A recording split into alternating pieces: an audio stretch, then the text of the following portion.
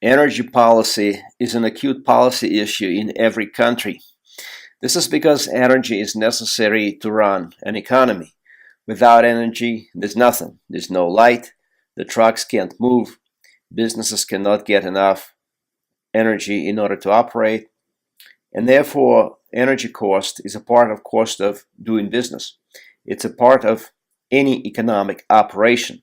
So whether you're paying tuition or you're paying your check at the restaurant, a part of what it costs you to pay for that tuition or for that dinner is the energy cost that went into running a college or running a restaurant, running any business.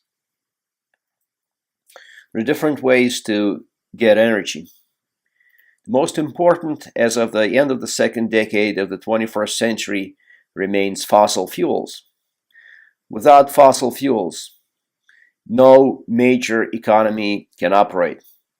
As sad as it may be in some respects, because fossil fuels do cause some significant damage to the environment when used in large quantities. Some have said the CO2 blanket creates greenhouse effect, which leads to global climate change or global warming. But obviously, there's no question that pollution produced by fossil fuels, and particularly by coal, by burning coal, is not good for the environment. So let's look at fossil fuels. First of all, why are they called fossil fuels? Because they are made out of fossils of dead animals and plants. It takes hundreds of millions of years to produce fossil fuels. When the fossils sort of get decomposed in the ground and under pressure and intense heat, they become oil or natural gas or coal. But hundreds of millions of years is far longer than any of us can wait on this earth. So that is why we call fossil fuels non-renewable, meaning that once existing sources are extracted from the ground and used, there will be no more sources. Yeah, there will be some formed in several 100 million years, but for human purposes, this is non-renewable. So this is another problem. In addition, we now see to the problem of the environment. The problem of using fossil fuels is they run out. And in fact, they run out quickly. Even with new discoveries of shale, oil, and gas, we do know that in 150 years or so, virtually everything will be depleted if the projected usage rates continue. So while this is a long time from a point of view of one human life, we definitely see that if nothing changes, eventually the problem of non-renewability of fossil fuels can become a serious economic problem. How does the United States get its resources? Well, first of all, the most important probably is oil and oil-based products.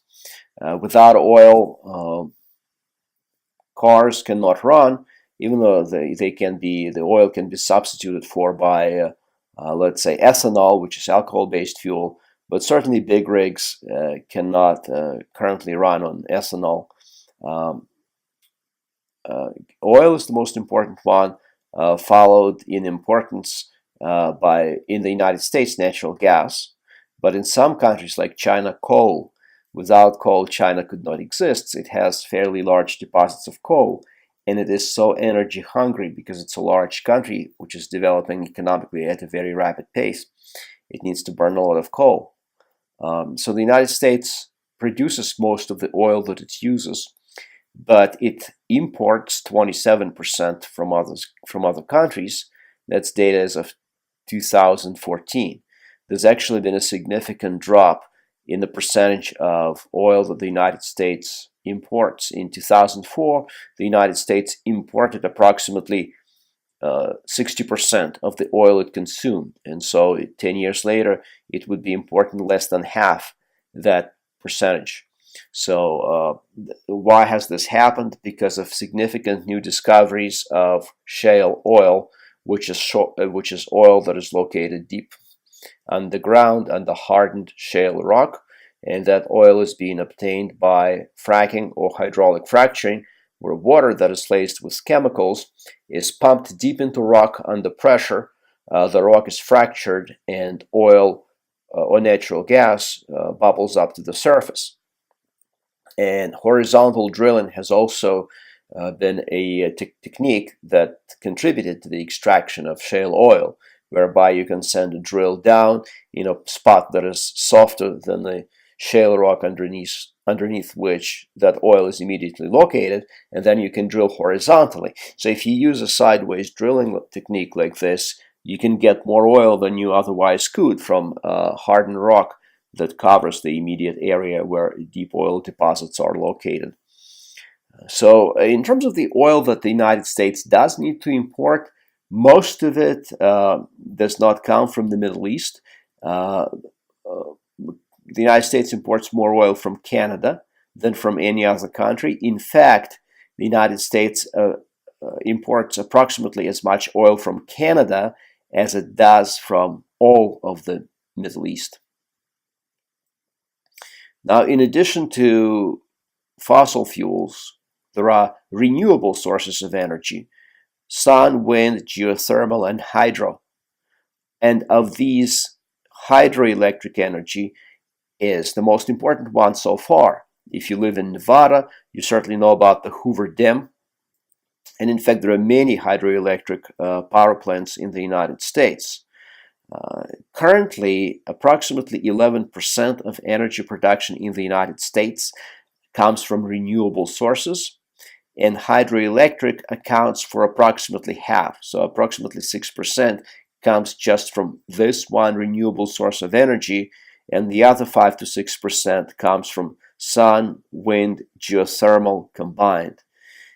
Probably the biggest issue with sun and wind energy is that these types of energy are not being generated when the underlying natural condition is not present. So if it's not sunny, there's no sun energy generated, and the same is for wind. If there's no wind, then there's no wind energy generated. But second, you also need to store this energy in a cost-effective way. That is to say, battery technology needs to have developed to a point where it's cost-effective to store energy when there's no sun or when there's no wind. And currently, storage is very expensive. So storage and then transmission of that energy to the source, all of this costs a lot of money. And another problem, definitely with renewables, is that oil has become cheaper between 2014, approximately June 2014, and January of 2016. Oil prices have collapsed. They went from over $100 a barrel in June of 2014 to $30 a barrel in January of 2016. This collapse of oil prices have made fossil fuels so much more attractive and made renewables less economically attractive. So as we move forward, however, we should remember that renewables will remain a component of America's energy policy. Clearly, they produce very little by way of CO2, little to none, but the very fact that they're not quite cost effective is a significant issue. So what else can we use in terms of energy? Nuclear energy is used in many countries, including in the United States, although no new nuclear power plant was built in the United States since the late 1970s, when there was a partial meltdown at the 3 Mile Island power plant in New York. So since then, it has been very difficult to get the United States to approve any new power plants. There are two possible types of generating nuclear energy. One is fission, which is the only type currently used around the world. And fission brings with itself high risk because high risk is associated with reactor meltdown, as in fact had happened before in Chernobyl in Ukraine in April of 1986, and then in 2011 in Fukushima, Japan. So if you have a meltdown, you can have significant quantities of radiation escaping into the environment, with radioactive clouds delivering significant uh, poison, significant lethal quantities, and killing potentially a lot of people. But more than that, you could have radiation escape, radioactive material escape into the soil and into water, polluting these for potentially thousands of years, whereby small doses of radiation uh, continue to escape due to the um, radioactive material, the fissile material. And this has been actually a huge problem in Chernobyl. We now see the kind of genetic mutations that animals and in some cases people were born with, most likely as a result of the accident. So the environment can be polluted indefinitely, basically forever, as a result of a real nuclear power plant meltdown. Some countries have embraced nuclear energy. France gets just over 75% of its electricity from nuclear power. That's as of 2015. Now, the second way to use nuclear is to use fusion power. This is not a reality yet. The experimental reactor is scheduled to be completed in Europe in 2019 and to start experiments in 2020 or 2021. And when it does begin its experiments in 2020 or soon thereafter, what's going to happen is this plant is going to generate as much energy as it's going to take in order to run it. And so it will not be for commercial use yet. But by 2027, it should be able to generate a lot more energy than it takes to operate. And this is when we are going to get our first commercial fusion power.